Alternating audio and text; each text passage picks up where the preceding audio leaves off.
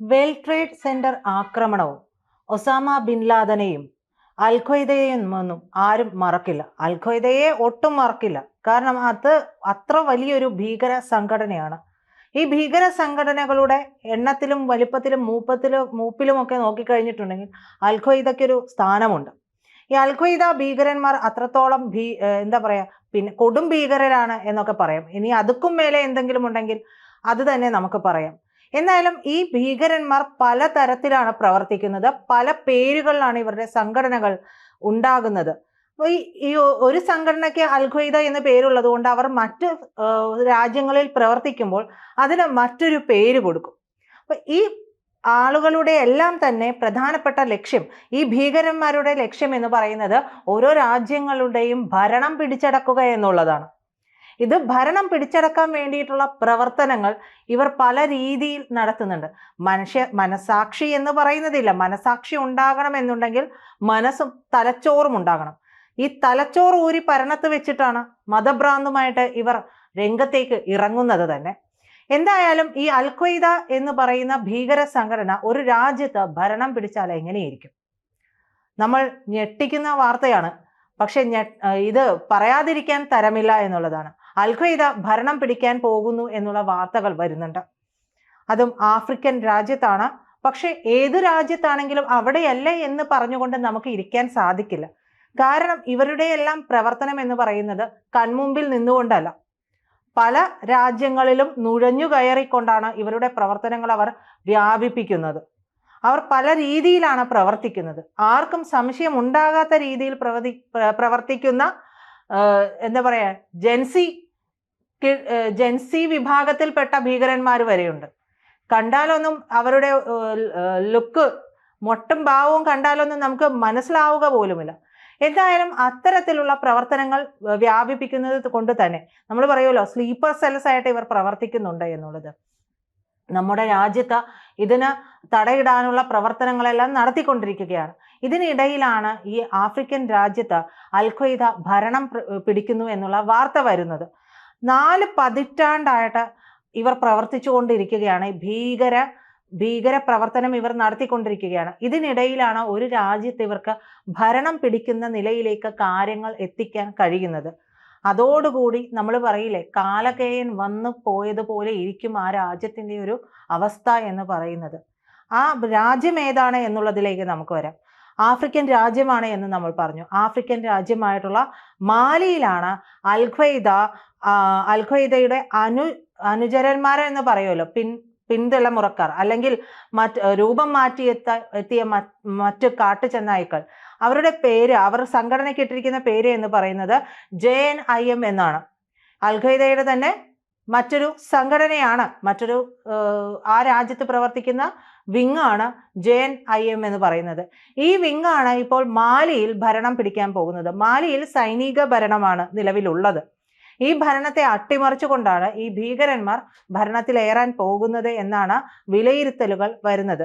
മാലിയുടെ തലസ്ഥാനമായിട്ടുള്ള Bamako എന്ന് പറയുന്ന പ്രവിശ്യ, അത് ഏത് നിമിഷവും ഈ ഭീകരന്മാർ പിടിച്ചടക്കും എന്നുള്ളതാണ് വിദഗ്ധരെല്ലാം മുന്നറിയിപ്പ് നൽകുന്ന ഒരു കാര്യം. നമ്മൾ പറഞ്ഞു, സൈനിക ഭരണമാണ് മാലിയിൽ ഉള്ളത്.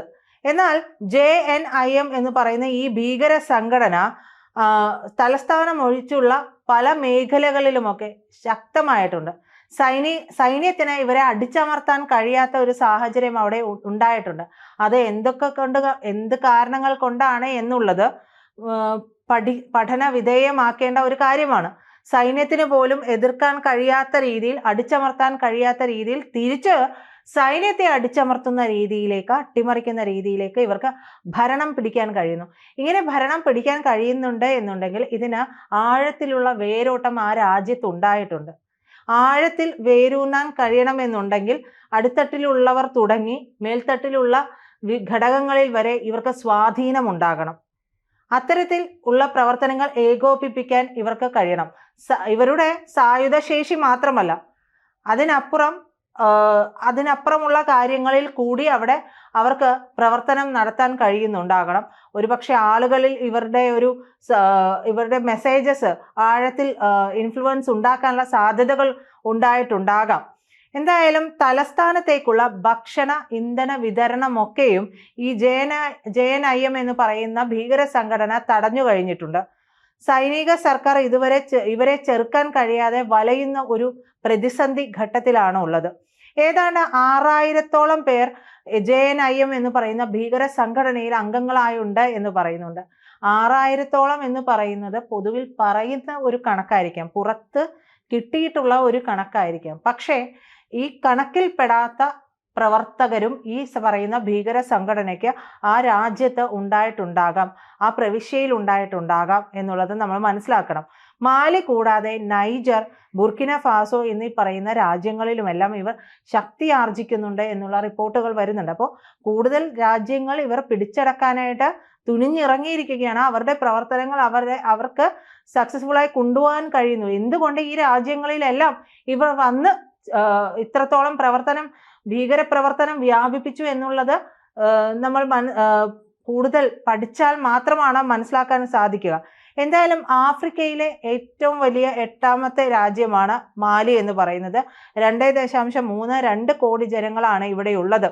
നമ്മൾ പറഞ്ഞു വേൾഡ് ട്രേഡ് സെന്റർ ആക്രമണം സെപ്റ്റംബർ 11 എന്ന് പറയുന്ന ആ ഒരു കാര്യം നമ്മൾ മറക്കില്ല. അൽഖ്വയ്ദ എന്ന മുൻപ് ആരും അറിയപ്പെടാത്ത ഒരു സംഘടന, ഒസാമ ബിൻ ലാദൻ എന്ന് പറയുന്ന ഭീകര നേതാവും ഇത്രത്തോളം ലോകമെമ്പാടും കുപ്രസിദ്ധി നേടിയ ഒരു കാര്യമായിരുന്നു സെപ്റ്റംബർ 11 ഉണ്ടായത്.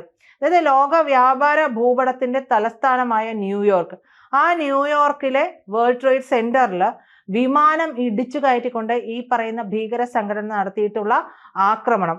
ഇത് മാത്രമല്ല, അന്ന് തന്നെ 3 സ്ഥലങ്ങളിലാണ് ഇവർ ഭീകരാക്രമണം നടത്തിയത്. ഈ 3 ഭീകരാക്രമണങ്ങളിലായിട്ട് 3000-ഓളം പേരുടെ ജീവനാണ് നഷ്ടപ്പെട്ടിട്ടുള്ളത്. അപ്പോൾ ഇതിനു മുമ്പ് പല രാജ്യങ്ങളിലും ഭീകര പ്രവർത്തനങ്ങൾ നടത്തിയിട്ടുണ്ട്, ആക്രമണങ്ങൾ നടത്തിയിട്ടുണ്ട്, ആളുകൾ കൊല്ലപ്പെട്ടിട്ടുണ്ട് എന്നുണ്ടെങ്കിൽ പോലും ഇത്രത്തോളം ചർച്ച ചെയ്യപ്പെട്ട ഒരു സംഭവം വേറെ ഉണ്ടായിട്ടില്ല. വേൾഡ് ട്രേഡ് സെന്റർ എന്ന് പറയുന്നത് അവരുടെ അഭിമാനമായിരുന്നു. എന്നും അഭിമാനമായി നിലനിരുന്ന ആ അഭിമാനത്തിലേക്കാണ് ഇവർ വിമാനം ഇടിച്ചു കയറ്റിയത്. ഇനി നീയൊന്നും അഭിമാനിക്കണ്ട, തിരിച്ചടിക്കാൻ കഴിയുമെന്നുള്ളത്. ഈ ആക്രമണത്തിൽ നിന്ന് മുക്തമാകാൻ തന്നെ US-ന് മുക്തമാകാനായിട്ട് തന്നെ 10 വർഷത്തോളം എടുത്തു എന്നാണ് കണക്കുകൾ പറയുന്നത്. എന്തായാലും US ഈ ആക്രമണത്തിൽ പേടിച്ച് ഏഷ്യയിലെ ഇടപെടലുകളൊക്കെ നിർത്തുമെന്നാണ് ബിൻ ലാദൻ പ്രതീക്ഷിച്ചിരുന്നത് എന്നാണ് വിദഗ്ധരൊക്കെ പറയുന്നത്. ലാദനെ അവർക്ക് കൈമാറാനുള്ള US-ന്റെ ആവശ്യം താലിബാൻ നിരസിക്കുക കൂടി ചെയ്തു. ഇതോടെ 2001 ഒക്ടോബർ 7-ന് അമേരിക്ക തിരിച്ചടിയും തുടങ്ങി. 20 വർഷത്തോളം നീണ്ട യുദ്ധം പിന്നീട് നമ്മൾ കാണുന്നുണ്ട്, വായിച്ചറിയുന്നുണ്ട്, എല്ലാം ചെയ്യുന്നുണ്ട്. അപ്പോൾ 20 വർഷത്തോളം നീണ്ട ഒരു യുദ്ധത്തിന് തുടക്കമാവുകയാണ് അന്ന് ചെയ്തിട്ടുണ്ടായിരുന്നത്. ഡിസംബർ 6 താലിബാൻ ശക്തി കേന്ദ്രവും പ്രഭവസ്ഥാനവുമായിട്ടുള്ള കാണ്ഡഹാർ നഗരം താലിബാന് നഷ്ടമായി. താമസിയാതെ തന്നെ കാബൂളും നഷ്ടമായി.